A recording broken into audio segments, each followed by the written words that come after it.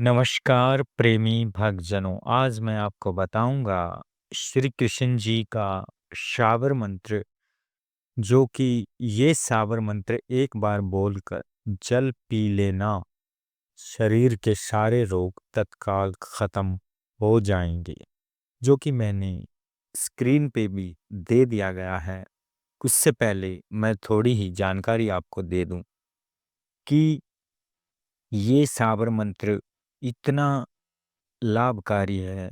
अगर किसी के कोई भी रोग है, पुराने से भी पुराना कोई भी रोग है, तो इस शाबर मंत्र में इतनी शक्ति है कि जब तक इस शाबर मंत्र का आप उपयोग करोगे, यानी माला जाप करोगे, तो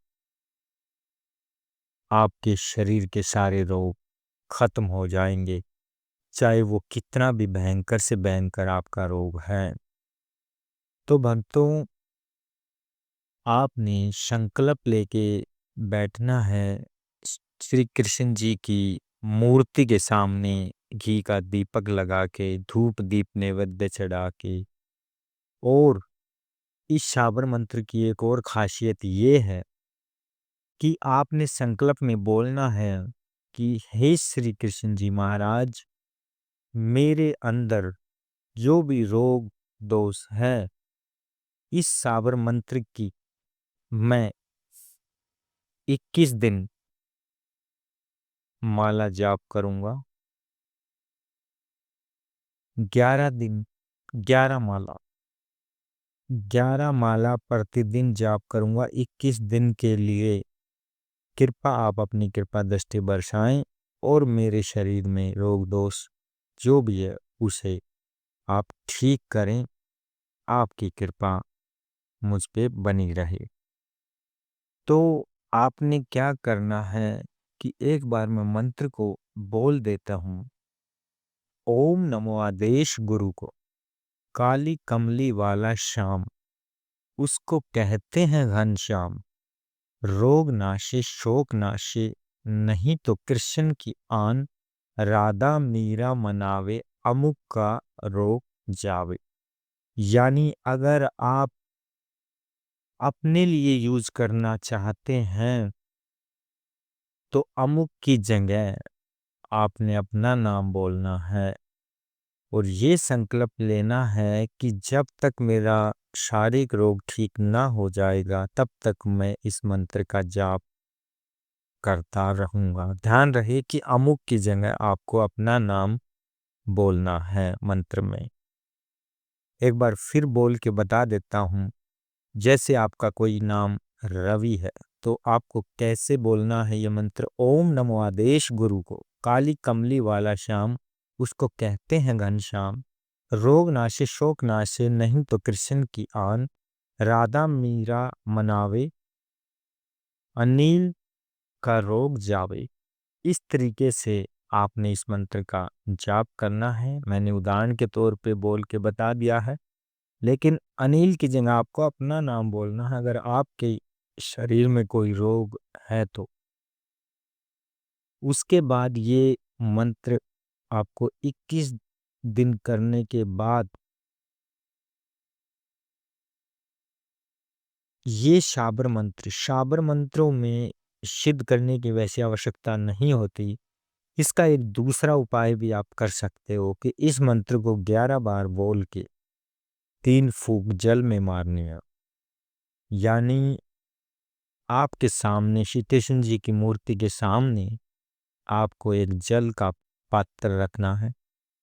तांबे के जल में थोड़ा सा गंगा जल मिलाकर शुद्ध जल भर के रखना है और इस मंत्र को 11 बार बोलकर 3 फूंक मार देनी है और वो जल आपको पी लेना है। ये प्रतिक्रिया आपको सुबह और शाम दोनों टाइम करनी है भक्तों।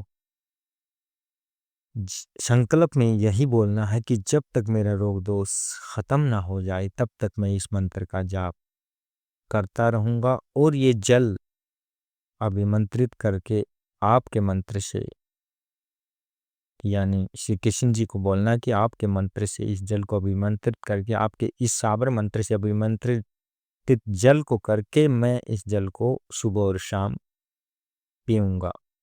तो हद मारिए 5 मिनट का काम है भक्तों, सुबह और शाम एक निश्चित टाइम रखना। तो जब तक आपका रोग, शारीरिक रोग ठीक ना हो जाए तब तक आप इस जल को पीते रहिए। थोड़े दिन के बाद वो रोग आपका आपके शरीर से कटना शुरू हो जाएगा, आप बिल्कुल स्वस्थ हो जाएंगे। और जब स्वस्थ हो जाएं तो श्री कृष्ण जी के नाम से प्रसाद आप बांट देना, जो कि आपकी श्रद्धा अनुसार 11, 21, 51 का छोटे बच्चों को बांट लेना। तो ये प्रतिक्रिया हुई आपके लिए। अब दूसरे के लिए आपको क्या करना है कि अगर मान लिया किसी का दूसरे का रोग आपके परिवार में है, तो अमुक की जगह उसका नाम बोलना है और वही जल आपको उसको पिला देना है। 11 बार मंत्र बोल के 3 फूंक मार के वही जल उसको पिला देना। जब तक उसका रोग ठीक ना हो जाए तब तक आप पिलाते रहो। और उसके बाद जैसे ही वो उसका रोग ठीक हो जाए, कोई भी शरीर में रोग हो, पुराने से पुराना है या नया है, जब तक ठीक ना हो जाए इस जल को पिलाते रहिए। पिलाने के बाद जब वो रोगी रोग से ठीक हो जाए तब ये मंत्र का जाप आप छोड़ देना, फिर नहीं पिलाना आपने। ऐसी ही प्रतिक्रिया के रूप में आपको भी, आपके अंदर कोई रोग है तो आपका रोग ठीक हो जाए तो आपको भी नहीं, जैसे ही रोग ठीक हो जाए प्रसाद बांट दिया, उसके भी नाम का प्रसाद बांटना पड़ेगा। जैसे मैंने पूर्व विधि में बताया कि उसके भी नाम का प्रसाद बांटना पड़ेगा दूसरे के लिए जो आप कर रहे हो। और उसके बाद आपका रोग ठीक हो जाए या दूसरे का रोग ठीक हो जाए तो प्रसाद बांट के फिर ये प्रतिक्रिया आपको नहीं करनी है, फिर बंद कर देना है।